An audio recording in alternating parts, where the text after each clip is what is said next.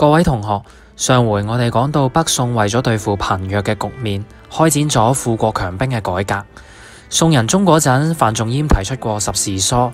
可惜因為建議唔夠具體明細，加上冇權冇錢，最終一年就失敗咗。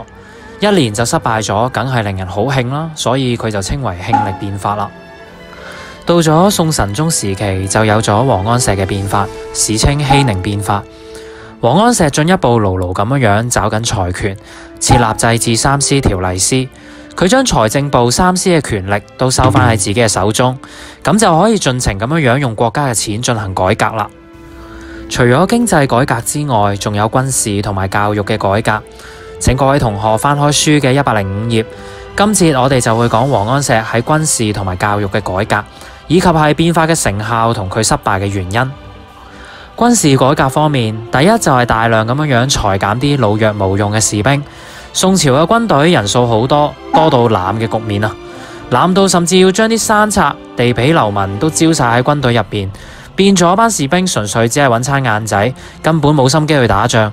不過係用錢去養住佢哋嚟到去維穩嘅啫。於是王安石就重新精簡過啲士兵，慳翻啲養兵費用之餘，仲可以確保翻軍隊嘅質素，一舉兩得。第二就係治將法，同學呢個治將唔係嗰隻智障吓，呢個字呢係設置，而將係將領嘅意思，即係設置將領長駐一隊軍隊當中咁解。點解要設置將領長駐一個部隊呢？大家應該仲記得宋太祖嗰陣實施咗更戍法，即係軍隊調派嗰陣時係唔會帶埋將領一齊去調嘅，就係咁導致咗兵將分離。咁係因為要防止啲將軍同啲士兵太熟，以致啲士兵咧支持將軍奪權。但係咁樣做，佢都會出現咗一個副作用。更戍法的確令到宋代軍人冇得作反，不過將軍同啲士兵嘅關係咁疏離，就變咗冇默契。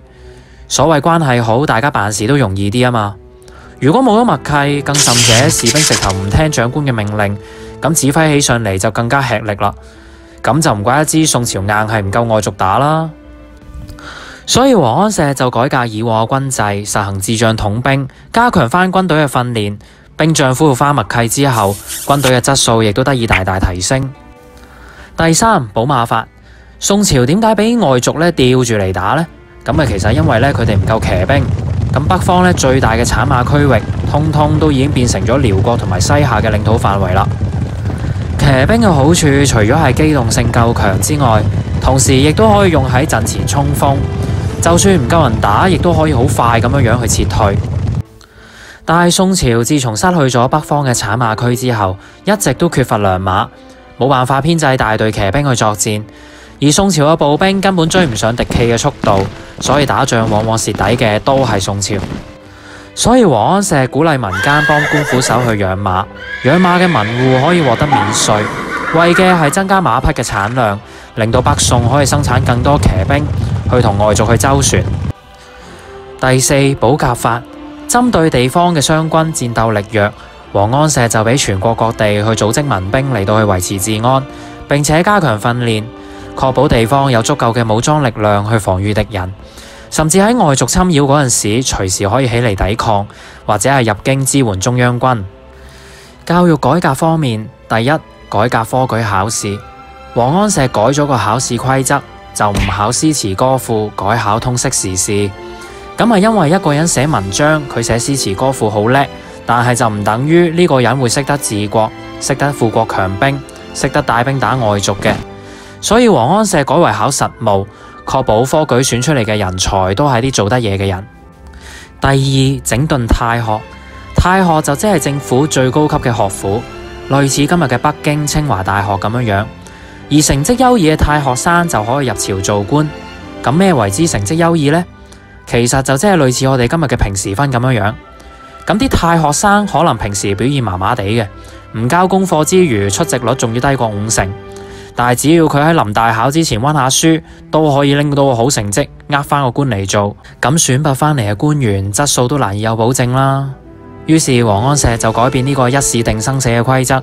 就主要考翻個太學生嘅平時表現，透過持續評估嘅方式，考下一個學生嘅實力，去確保入朝做官嘅官員嘅質素。第三，王安石喺地方上面廣設學校，培養地方上面嘅人才，甚至加開武科、醫科，培養更加多專門嘅人才。喺度講少少題外話，嗱，今日喺香港，如果一個人讀大學醫科出身，佢具備咗一定嘅科學藥理嘅知識，而且做醫生唔單止社會地位好高，人工亦都好好。但係喺古代中國，所謂無醫無醫，啲大夫同啲巫師咧，基本上都係差唔多性質嘅。因為咧啲古人患病，佢哋會理解為邪氣啊、鬼魅嘅入侵，例如普通嘅感冒、頭暈身㷫咁樣，古代都會稱呼佢為風邪。如果嗰啲大夫係啲好原始嘅巫醫，佢哋醫人嘅方式通常都不外乎係燒幾支香、畫幾道符、做場法事、噴個火咁樣，然後再叫你飲一杯符水，就當係同你驅邪。當然能唔能夠藥到病除就見仁見智啦。好，言歸正傳，呢個欺凌變法維持咗17年就失敗咗啦。雖然最終變法係失敗咗，但係實施嘅過程當中都唔係冇任何嘅成效嘅。接下嚟我哋會先講下佢呢17年變法嘅成果，再講佢失敗嘅原因。由於王安石將財權收歸宰相之手，簡化咗行政嘅架構，慳翻好多不必要嘅行政費用，所以行政嘅支出就比以前少咗40%，即係2/5。而農田水利法令到大量嘅耕地被開闢，加上清查田地，追翻啲逃稅漏稅，令國家嘅稅收增加翻1倍。保甲法亦都令地方武裝強化，人民喺農閒嗰陣時就接受軍事訓練，但係政府就唔使出錢去供養，減輕咗好多軍費。另外，因為軍隊嘅質素提升咗，宋朝亦都取得過軍事嘅成就，例如喺西部嘅青海一帶，宋朝就征服咗當地比較弱小嘅羌族同埋藏族，開拓疆土，甚至可以從側翼去威脅翻西夏，令到戰況變得有利。歷史上面就稱為稀河開邊。咁變化又究竟因為啲咩原因而失敗呢？首先，王安石份人就好高傲自大嘅，性格又好執拗，即係俗稱包拗頸。只要啲同事官員稍為唔順佢意，佢就會排斥佢哋。嗱，佢呢種性格呢，各位同學千祈就唔好去學啦，因為王安石咁嘅性格，令到佢喺朝廷上面嘅人際關係非常之差。雖然佢位高權重，但係佢啲同事咧都好唔中意佢嘅，所以佢做起事上嚟都好唔方便，因為啲人個個都好憎佢啊嘛，唔憎佢嘅人啊都怕咗佢啊，於是就唔肯同佢合作，所以變法失敗都係情理之內啦。第二，朝廷入面有好多守舊嘅人，嗱，人類咧本來就係慣性動物嚟嘅，唔中意亦都唔習慣咧轉新環境，而呢班守舊嘅官員嘅慣性就更加強。當佢哋一見到王安石更改祖宗嘅法制，修改遊戲規則，咁佢哋當然個個都反彈啦。因為咁樣意味住佢哋要改變多年以嚟嘅做事習慣，同時又會威脅到佢哋嘅利益，咁所以當然要反對啦。第三，既然守舊嘅大臣唔肯同王安石合作，咁王安石就唯有起用一批新人咯。咁但係班新人通常都缺少政治嘅資歷同埋智慧，做事往往急功近利，甚至為達到目的而不擇手段。我哋以青苗法為例啊，呢個政策本身係為咗幫助啲貧苦老百姓喺青黃不接嘅時期可以得到政府嘅低息貸款，但係呢啲急功近利嘅官員為咗交數俾政府，就唯有強迫一啲本來唔需要借錢嘅農民都要去借錢。咁借完錢係要還利息嘅，哪怕啲利息再低，農民都係要蝕呢嚿錢俾政府，所以好好嘅利民政策就變咗害民嘅惡法啦。咁民間對於新法紛紛出現反對嘅聲浪，變咗就難以繼續推行落去啦。第四，王安石推行新法嘅步伐太過急速，佢一次過頒行咗好多嘅政令，想一步登天，但係佢未學行就先學走，佢唔能夠按部就班，就注定咗變法會失敗啦。第五，王安石忽略咗吏治嘅改革，因為班官吏習慣咗 hea 做啊，所以對於新嘅法例，佢哋往往都係敷衍了事，交下差就算數。所以王安石嘅變法得唔到官僚體制嘅支持，失敗亦都係在所難免。第六，王安石嘅變法成也宋神宗，敗也宋神宗。因為宋神宗嘅支持，王安石先得以秉政，但係守舊派大臣不斷咁樣向皇帝施壓，令到佢嘅決心同志氣逐漸動搖。加上皇帝都驚咗王安石嗰種包拗頸嘅性格，慢慢就唔再支持佢啦。宋神宗仲在生嗰陣，都尚且減少對王安石嘅支持。到佢駕崩之後啦，反對嘅聲音就更加犀利。於是新政就喺反對嘅聲浪當中一一被廢，欺凌變法終告失敗。以下係欺凌變法嘅軍事教育改革重點。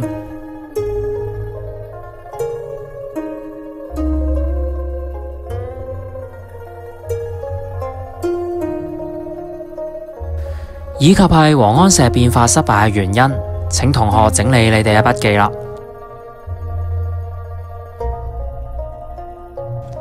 熙寧變化雖然失敗，但喺改革浪潮嘅衝擊之下，朝廷早已經撕裂成為兩派嘅人，一邊係繼續支持改革、變法圖強嘅大臣，另一邊就係唔想改變嘅守舊派大臣。兩個黨派各自歸邊，喺朝堂上各執一詞，爭拗不斷。於是就出現咗新舊黨爭。究竟新舊黨爭嘅起因同過程係點？事件又對國家有咩負面嘅影響呢？我哋留待下一回分解，請大家密切留意，唔好錯過啦。對於今堂嘅內容，如果大家想有更多交流嘅話，歡迎 follow 我 IG 或者訂閱我嘅頻道。